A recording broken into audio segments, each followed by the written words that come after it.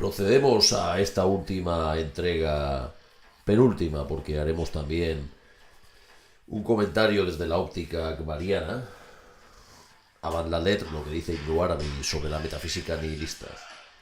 Pero ahora vamos, como habíamos prometido, Dios mediante, a leer una selección de los momentos culminantes de la obra El Trabajador que hemos recogido en nuestra obra Freudo-Marxismo y Junguismo.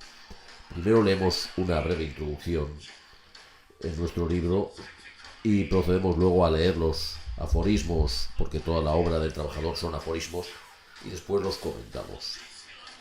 En nuestra obra Freudo-Marxismo y Junguismo hemos descrito la obra del Trabajador de Junger como satánica, en tanto destructora de las religiones y partidaria de una nueva mitología religiosa cultural basada en la figura del trabajador que Junger solo sugiere. Ya habíamos comentado que él mismo no sabe a lo que se atiene cuando dice figura, Gestalt. La misma figura es una sugerencia, como reconocerá Junger, y su carácter figural o metafísico es solo una expresión retórica del autor, como él mismo reconocerá en una de sus máximas añadidas a la obra, o en algún otro lugar, no recordamos exactamente. Es curioso que Junger después, según cuenta Omar Muti, Claudio Muti, converso italiano al Islam y seguidor de Junger y de Ébola, realizó la Shahada, el testimonio de fe islámico, durante el homenaje por su nombramiento como doctor honoris causa en la Universidad de Bilbao. También es cierto que en sus obras completas Junger recogió una carta de Omar Vadillo, otro converso, en este caso vasco, en el que le denomina hermano. Y Junger calla y recoge esa carta. Se dice que quien calla otorga. Lo que también es verdad es que dicen que al final de sus días se convirtió al catolicismo. En cualquier caso, el Junger, en cualquier caso hay un reconocimiento. Hubo a lo largo de su vida un reconocimiento al Islam y que fuera de manera perennialista.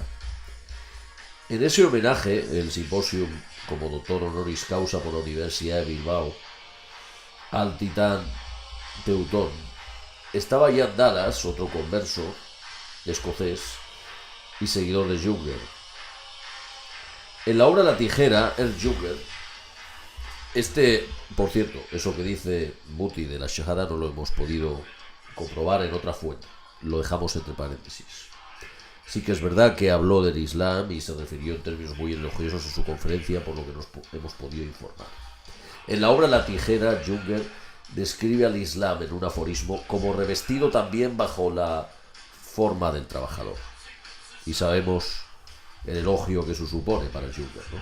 Porque el trabajador es el portador de la nueva donación del ser. Es más, es la nueva donación del ser misma.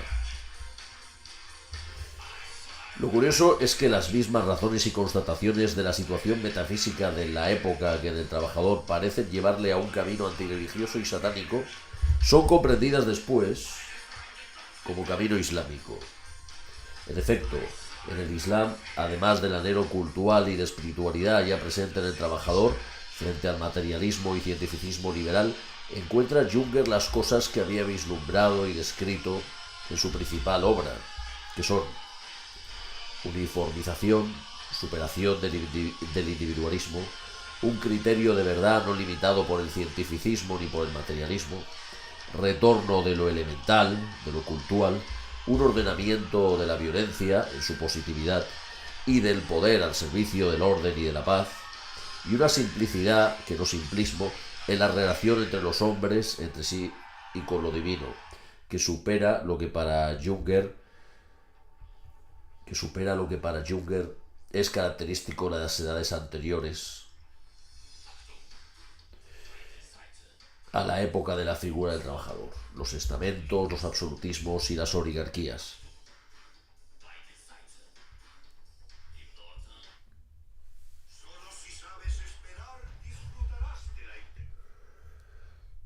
Los estamentos, los absolutismos y las oligarquías. Por supuesto, también la idea de imperium y de universalidad que aparecen en el trabajador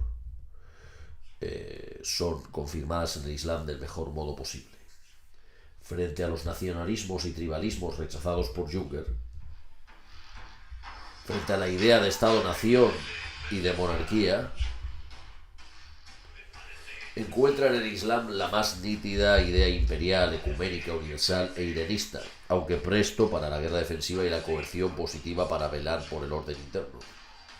El califato universal.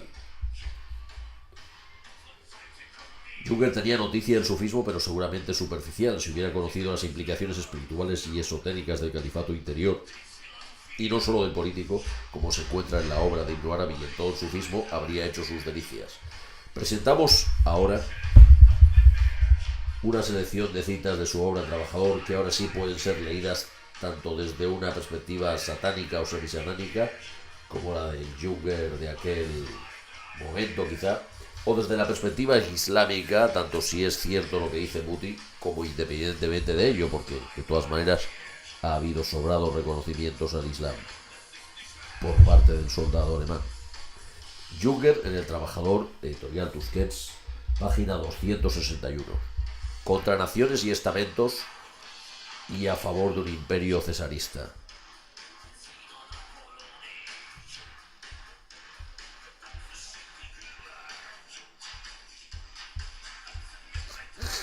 Procedemos a leer.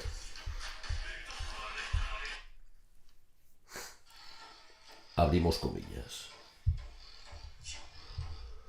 En general, contra naciones y estamentos y a favor de un imperio cesarista.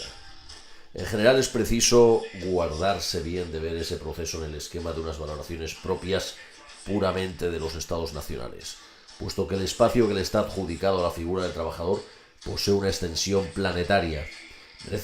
Merece ser saludado el hecho de que amplias áreas de ese espacio estén siendo convertidas en áreas directivas, sea cual sea el sitio donde tal cosa acontezca. El ataque que dentro de las naciones se dirige contra las clases y los estamentos, contra las masas y los individuos, se dirige también contra las propias naciones, por cuanto están formadas según modelos individuales, según modelos burgueses, según modelos franceses. El carácter cerrado como de fortaleza que el plan otorga al espacio que encuentra ante sí y aún el incremento mismo del nacionalismo son cosas que hay que concebir como una medida de concentración cuya energía sobrepasa las necesidades que tiene la nación.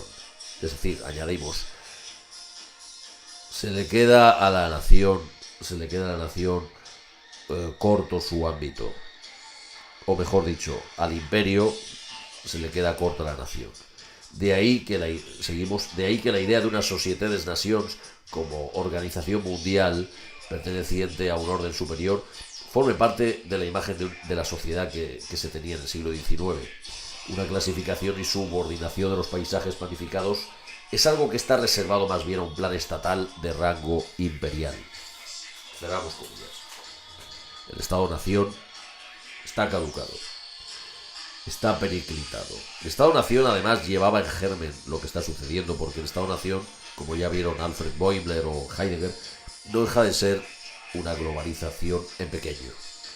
Si nos retrotraemos al Estado-Nación, lo cual sería una simpleza, se reproduciría lo mismo que lleva dentro de sí. En el aforismo 64, página 208, dice Junger: no hay ningún espacio, ninguna vida que pueda sustraerse a este proceso.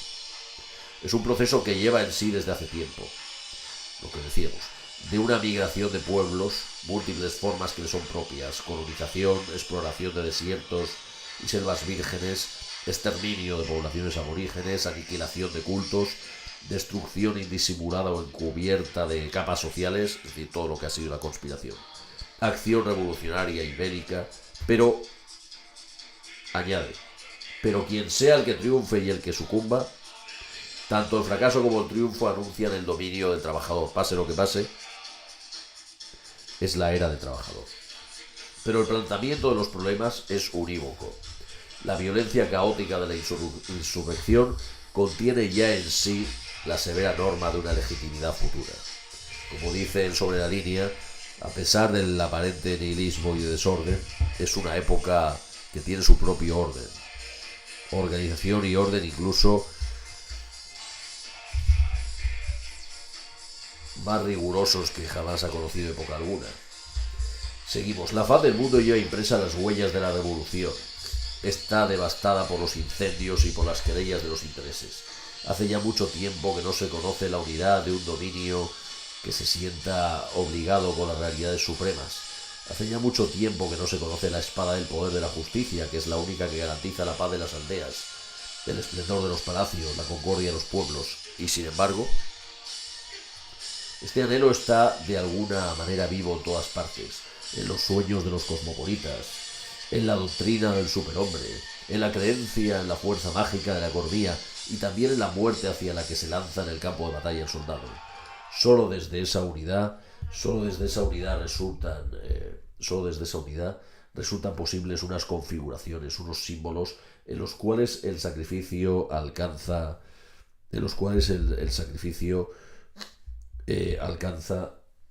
plenitud y se legitima. Solo desde esa unidad resultan posibles unas parábolas de lo eterno manifiestas en la ley armoniosa de los espacios y en monumentos capaces de hacer frente a las embestidas del tiempo. Es decir, ahí flota en el ambiente lo que decíamos en el anterior vídeo, ¿no? La sensación de que un orden nuevo va a darle sentido a este caos, ¿no? Ordo ab caos, ¿no? Un sentido a lo que ahora parece no tenerlo. Se quiebra el derecho internacional, todo es caos, se destruye el orden internacional, todo es jauja. Pero es un proceso, es una transición. Página 150. Contra tronos y estamentos. Se derrumban cual castillos de naipes los últimos residuos de los sistemas estatales antiguos. Esto es algo que se hace patente sobre todo en la falta de fuerza de resistencia monárquicas. Casi todas ellas sucumbieron, con que estuvieran encuadradas en el frente del grupo de estados vencedores o aunque no estuvieran en el frente del grupo de estados vencidos. Sucumbe el monarca y sucumbe tanto si es el soberano de un solo país como si es el representante de una dinastía garante de la unión de territorios transmitidos desde la Edad Media. Sucumbe el monarca y sucumbe tanto si es el príncipe que reina en un círculo de influencia reducido casi puramente a tareas culturales, como si es un arzobispo o es la cúspide de una monarquía constitucional. A la vez que caen las coronas, caen también los últimos privilegios estamentales que la aristocracia había conservado, conjuntamente con la sociedad cortesana y con las propiedades rústicas. Sucumben los cuerpos de oficiales en el sentido antiguo, cuerpos que también en la edad del servicio militar obligatorio continuaban señalándose por las características de una comunidad estamental. Lo que hacía posible esa condición cerrada de los cuerpos de oficiales era que, como hemos visto antes, el burgués por sí mismo es incapaz de prestaciones bélicas, pero se ve forzado a estar representado por una casta que era especial. Esto cambia en la edad del trabajador, al cual es dado tener una relación elemental con la guerra. Lo hemos visto con los ejércitos profesionales o con la guerra de Ucrania, ¿no?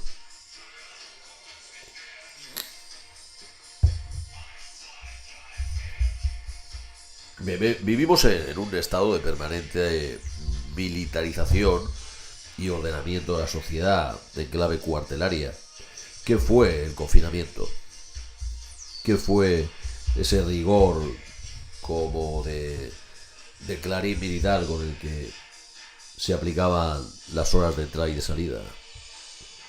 Y la disciplina con que aplaudían la Grey, ¿no? Aplaudían a sus jefes. Eso es la característica del trabajador, esa obediencia. Seguimos, página 182.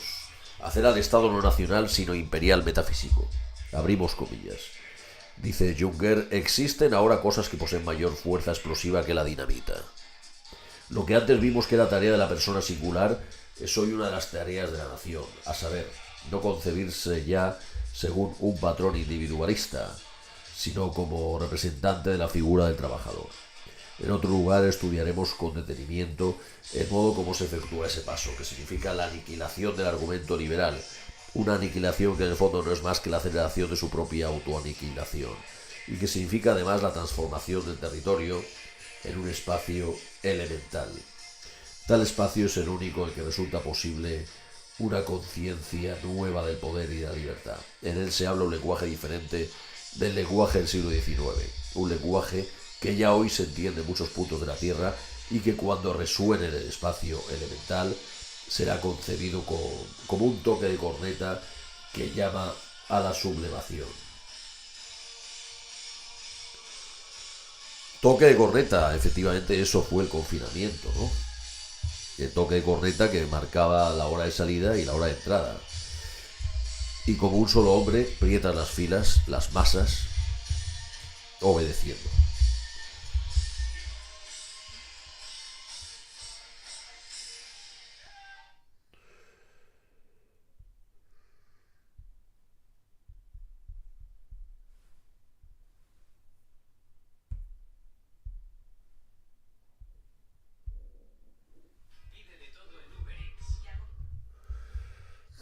La sublevación.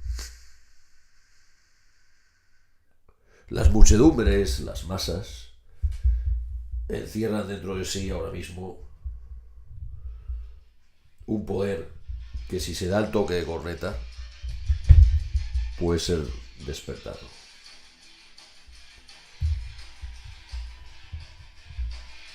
El Estado Nacional no sirve la técnica, página 181. Es inútil. De la monopolización de la técnica en tanto que aparece como un medio indisimulado de poder, el Estado Nacional liberal es completamente incapaz de tal monopolización. En esa esfera es engañosa la posesión del arsenal técnico, y no es porque su propia esencia, la técnica, no es un medio adjudicada a la nación y está cortado a su medida. Antes, por el contrario, la técnica es el modo y manera en que la figura del trabajador moviliza y revoluciona el mundo, y así ocurre por un lado. La movilización de la nación pone en movimiento fuerzas diferentes y más numerosas que las que se pretendía movilizar. Esto no va de naciones. Los nacionalismos, los libertarios, los liberales, las tribus, el tribalismo, los sionismos, esos estados-nación tribales hechos a medida del estamento burgués. Todo eso no aguanta el fin de la crisis final del capitalismo. En cuanto se acaben las monedas, en cuanto se acaben los dineros, eso no se sostiene. El amigo americano está ahí, ¿no? Basta con cerrar el grifo, basta con una crisis. El poder, el toque de corneta. El toque de corneta, ellos son 4.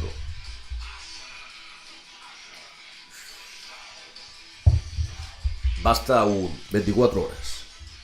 Un toque de corneta. Poner a acción una fuerza tal, un poder tal, que haga, como decía Heidegger en su cuaderno negro, hacer saltar todo en pedazos. El Estado Nacional no sirve a la técnica. Se están movilizando fuerzas elementales que escapan de las manos. Será demasiado tarde cuando se quiera parar. Las masas están apuntando. Es una descripción. Ellos ya lo saben. Están mirando. ¿Qué pasaría si hubiera un corralito? ¿Qué pasaría si hubiera un corralito como el que hubo en Argentina, en Europa? ¿Qué pasaría con Sarriá? Con Puerta de Hierro.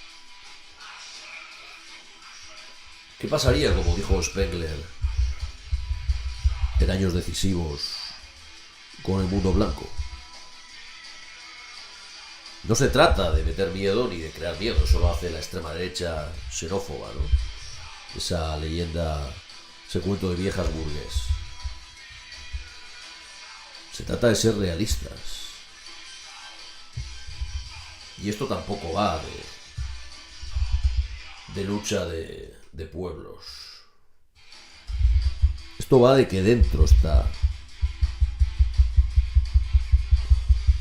Dentro, el trabajador explota en el interior de la nación. Hemos visto asaltos a parlamentos, casi en cada país. En cada país ha habido un rodeo al Congreso, un asalto. Sturm, alle grosses Städte Sturm, todo lo grande ocurre en la tempestad. La situación es tensa. En cualquier momento la chispa puede hacer que todo se dispare. Pero no habrá una tercera guerra mundial, porque aquí los estados nacionales no juegan ya el papel para que puedan llevar a cabo una contienda de esas características. El poder es total, no tiene sentido una guerra. Hay un estado mundial de facto. Más bien, el poder lo que hará es inmolarse a sí mismo para reconfigurarse, para que todo cambie y siga igual. Un Pearl Harbor a lo grande, ¿no?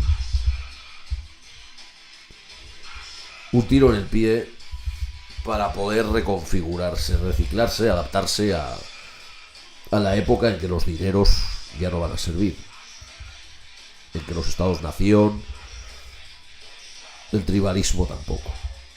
Página 73. Hay sufrimiento porque el discurso todavía no tiene la altura del fenómeno. Abrimos comillas. El motivo auténtico del sufrimiento del mundo, de la conspiración, un sufrimiento que ha crecido mucho y se ha vuelto casi universal. Abrimos paréntesis. Lo vemos en Gaza, lo vemos en la guerra de Ucrania, lo vemos en las colas de subsidiados, como decía alguien, ¿no? El hambre, la miseria. Cerramos paréntesis. Está en que el mencionado dominio no se ha hecho aún realidad. Está en el aire. Y en que, en consecuencia, estamos viviendo en un tiempo en que los medios se presentan como más significativos que el ser humano. Sin embargo, todos los enfrentamientos, todas las luchas que estamos observando en el interior de los pueblos y entre los pueblos, se asemejan a unas tareas de las cuales se aguarda que tengan como resultado una especie nueva y más decisiva de poder. La fase última, aún no clausurada, de la extinción del mundo viejo.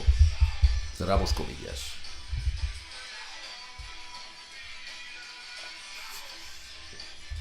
Página 105. No añadimos nada porque es la repetición de todo lo que hemos ido mencionando. Página 159.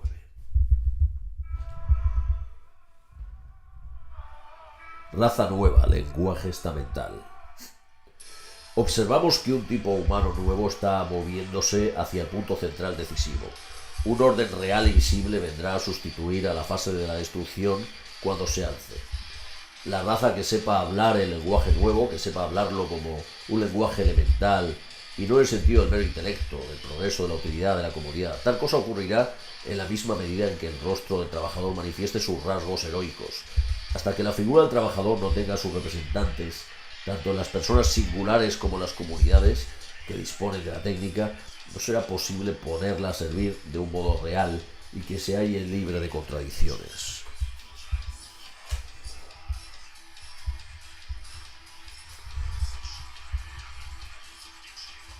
Esto pasa cuando se acabe con el apagón y cuando se acaben los dineros. Las masas ya estarán prestas al toque de corneta.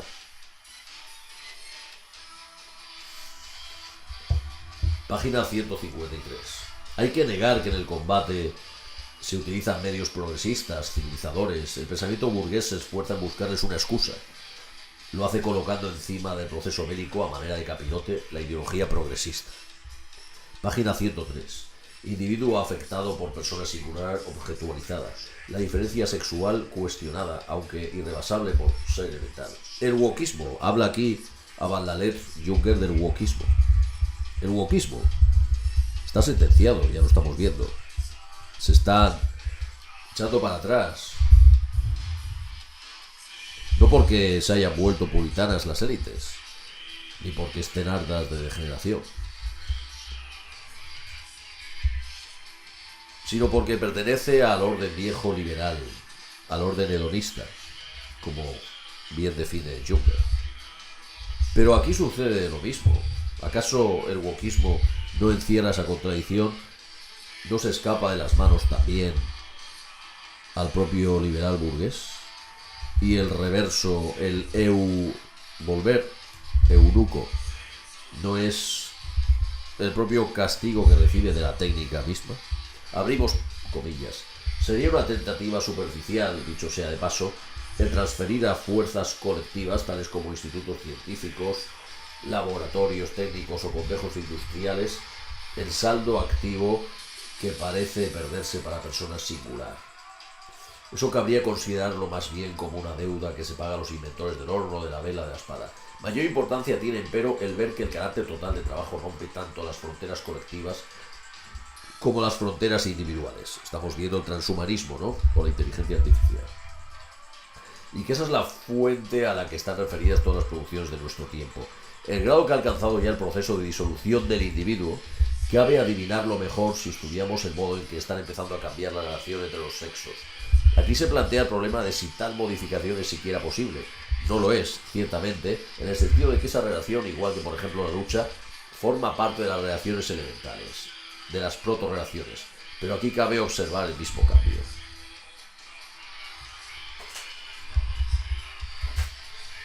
Página 106. Lo interior afectado. En esto es en lo que se revela la intervención de la revolución de verdad, la revolución del ser. Esa intervención afecta tanto a las cosas más invisibles cuanto a las cosas más ocultas. Y en comparación con ella, todas las suertes de dialéctica revolucionaria aparecen como algo insípido.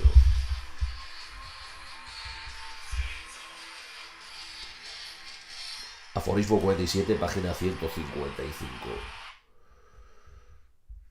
La guerra es un ejemplo de primer rango porque pone al descubierto el carácter de poder que habita en la técnica, con exclusión de todos los elementos económicos y progresistas.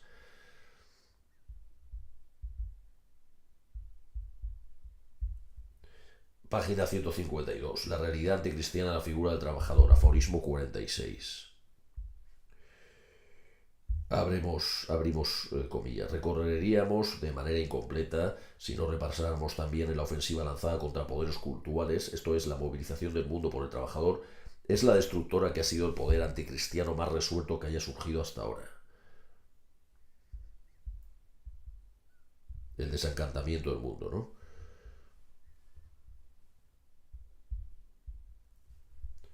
Lo es en tal grado que lo anticristiano que hay en ella aparece como uno de sus atributos secundarios.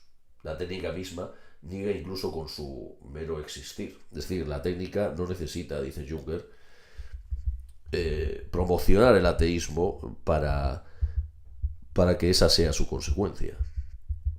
Esto es lo que decía Heidegger cuando el poder de la técnica es tal que lo religioso se convierte en ideología, en mera ideología, y en valores, ¿no? El nihilismo de los valores, hasta tal punto de lo que para Heidegger era blasfemia cuando el religioso decía que aquella frase de, abrimos comillas, para nosotros Dios es un valor, ¿no? Cerramos comillas.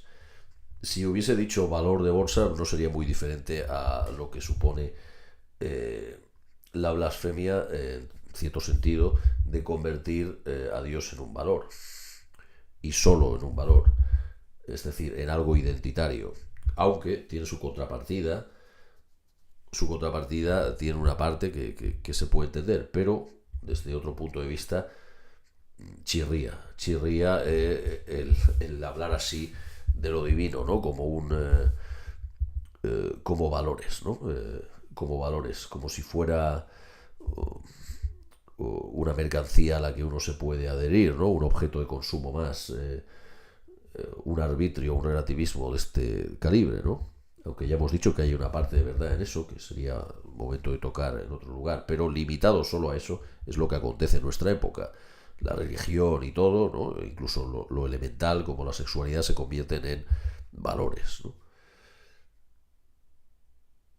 Dice Junger, hay una gran diferencia entre los antiguos iconoclastas, es decir, los anticlericales del siglo XIX y principios del siglo XX, e incendiarios de iglesias, y la técnica, que no necesita ser anticlerical ni incendiar ninguna iglesia para provocar ese mismo fenómeno, ¿no?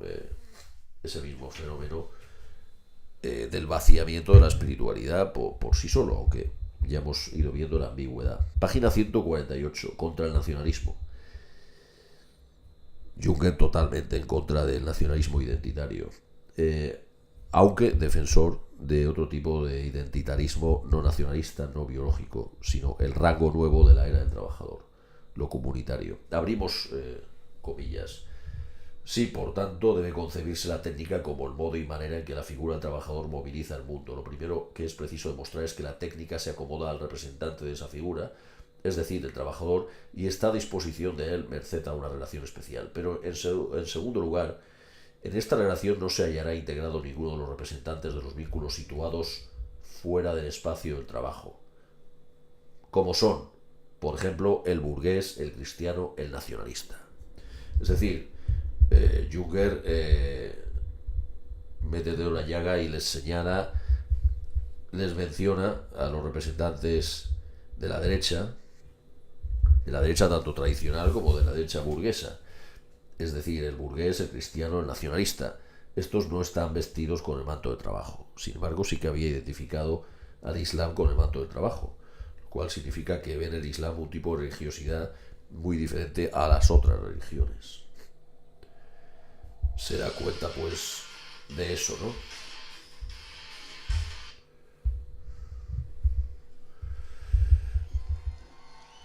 Antes, por el contrario, en la técnica habrá de estar incluida una ofensiva franca o disimulada contra tales vínculos. Es decir, el trabajador, la técnica, ataca a estos tres elementos: el burgués, el cristiano y el nacionalista. Lo estamos viendo, ¿no? Se suelen llamar antiglobalización, estos que quieren volver al Estado nacional, que quieren hacer una marcha atrás. Estos de la marcha atrás, los identitarios se llaman, ¿no?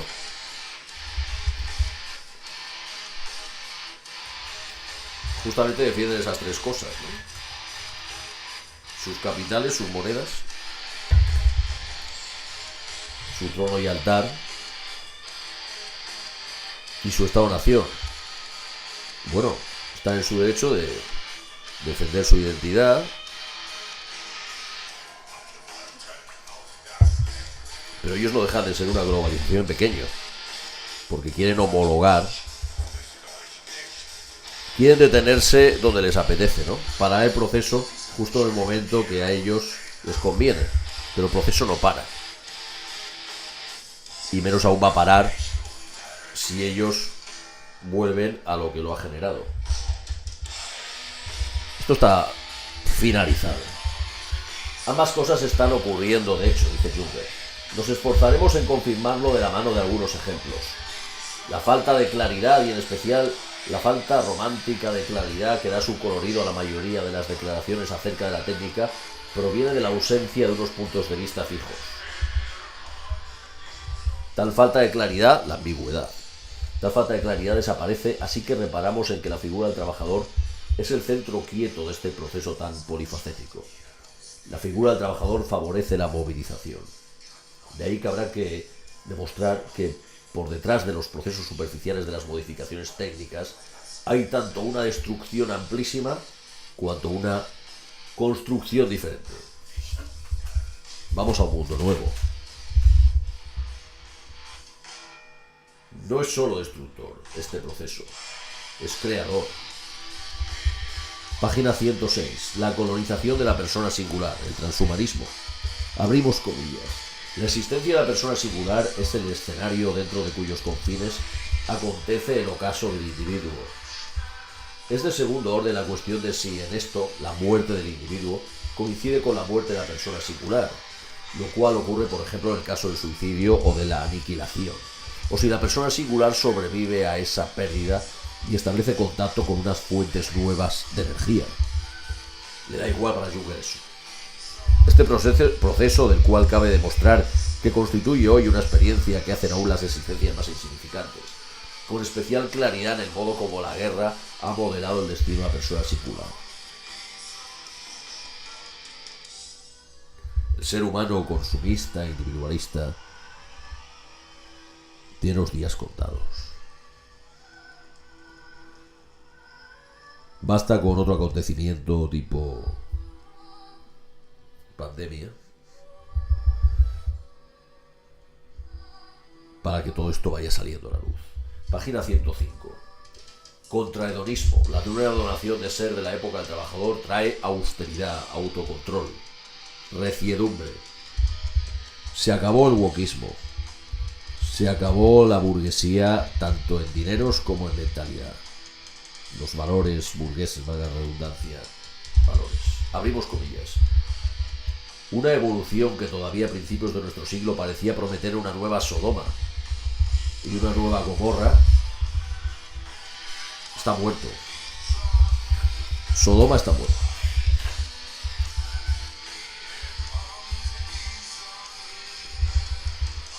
Sodoma, Sion, nazismo, todo eso está muerto. Es decir, un refinamiento extremo de los jugos nerviosos está comenzando pues a tomar un giro. Igual de sorprendente que otras varias evoluciones. Junger mismo se sorprendía de que eso esté acabando. ¿Quién lo diría, no? El París de este tiempo nuestro, dice, con su exportación de vestidos, con sus comedias, con sus novelas de costumbre y de sociedad, se ha convertido de alguna manera en una provincia. ¿Qué provincianos todo eso? Desde Teherán, desde Moscú, desde Texas incluso. Qué provinciano se ve esto, ¿eh? Muy europeo. Y el mundo visto desde Teherán y Moscú es el mundo del futuro.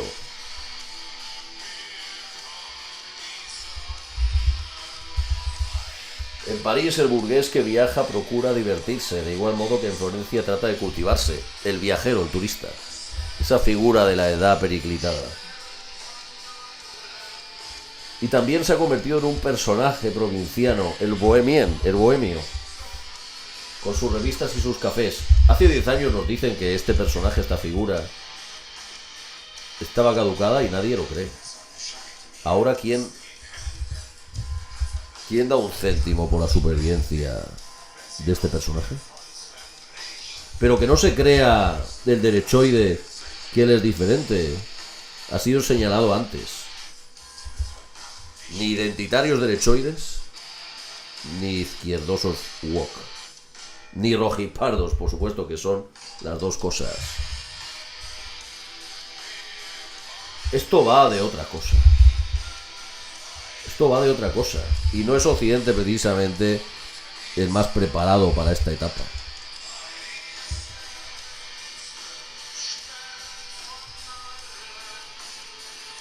Con el esteticismo en sus pensamientos y sentimientos.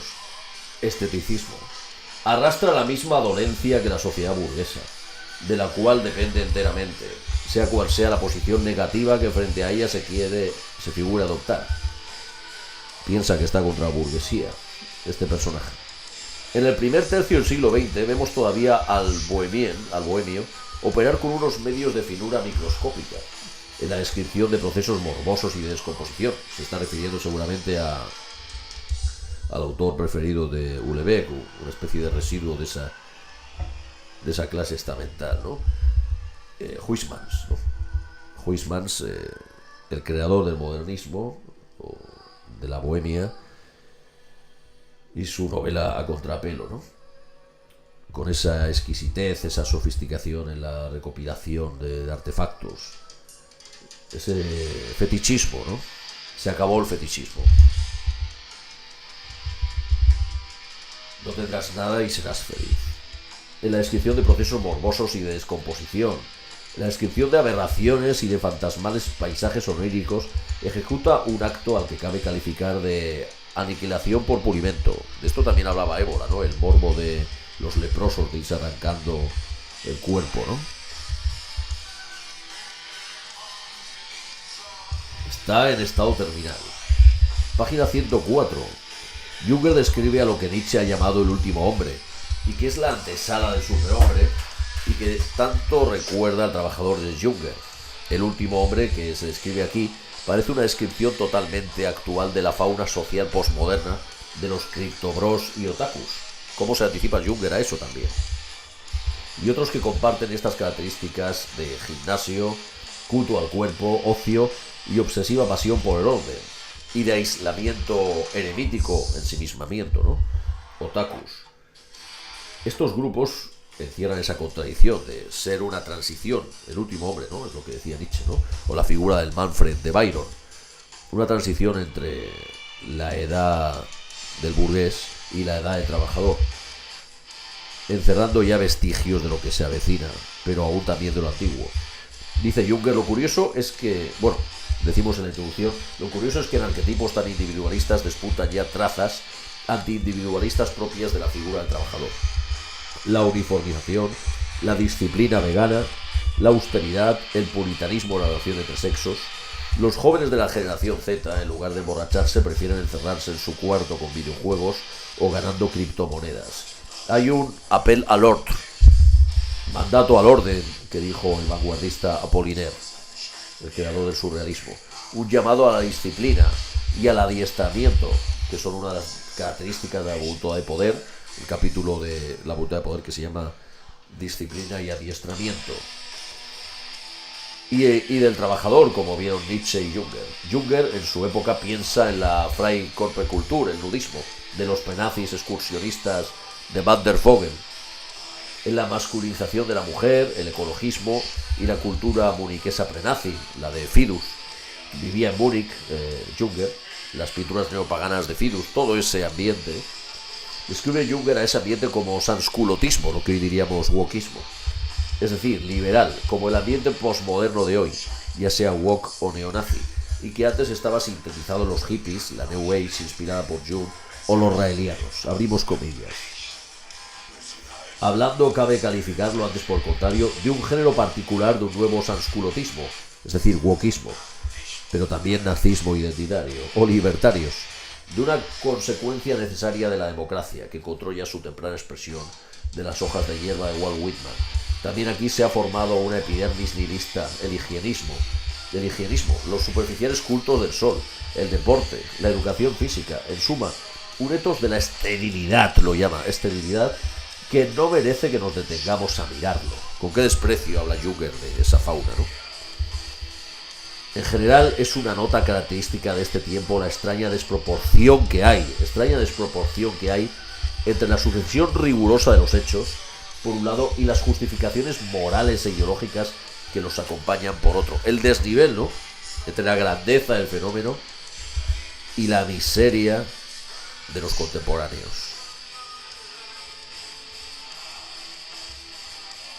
En todo caso, es evidente que aquí no puede hablarse ya de relaciones entre individuos. No son individuos. Ellos mismos están siendo teledirigidos. Tienen la vestidura del trabajador. Lo sepan o no. Es lo que Nietzsche llamó el último hombre. ¿Cómo será el trabajador? El superhombre que aparece, que no es un individuo, es una colectividad. Es un nuevo estado. El sol que ha de salir, ¿no?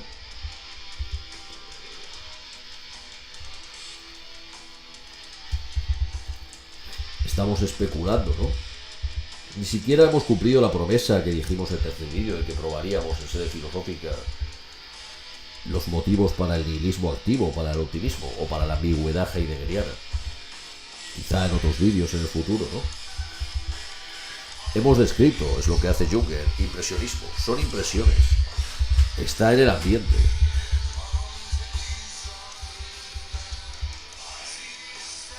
No hay que convencer a nadie. Cada uno lo verá como lo quiera ver. Pero los hechos siguen avanzando.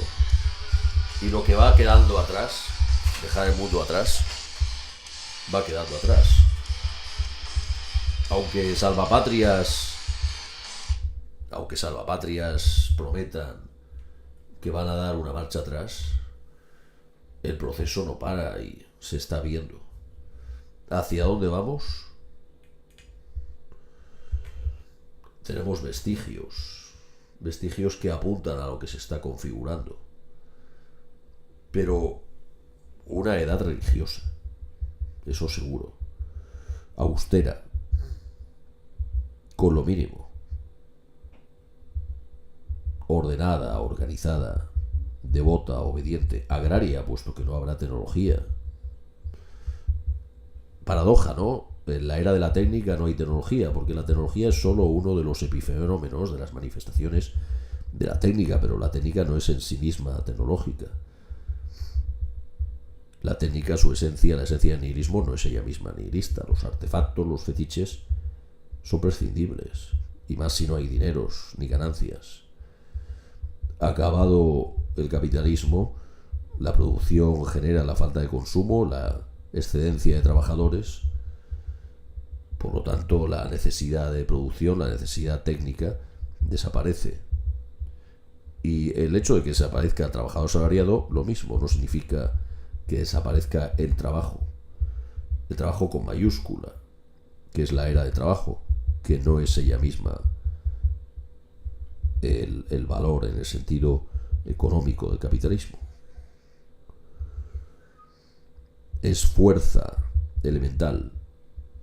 Permítanse aquí este pensamiento augural.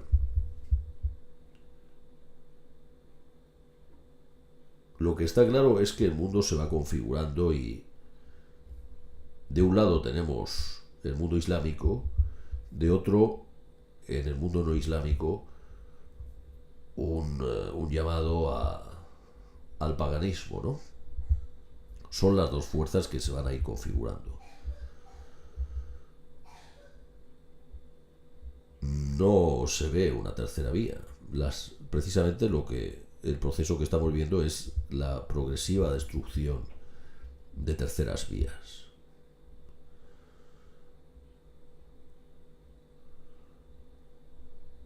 A la altura de la nueva época, del destino del ser, están solo esas dos vías. No hay más. Y Junger ya ha dicho claramente cuál es la vía que lleva el uniforme de trabajo, la vía que lleva plenamente el uniforme de trabajador.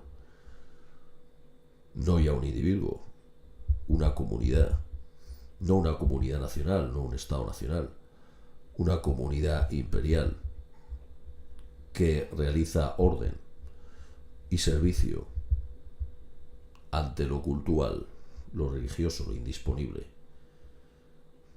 Al final de todo este proceso, el plan se nos revela como divino.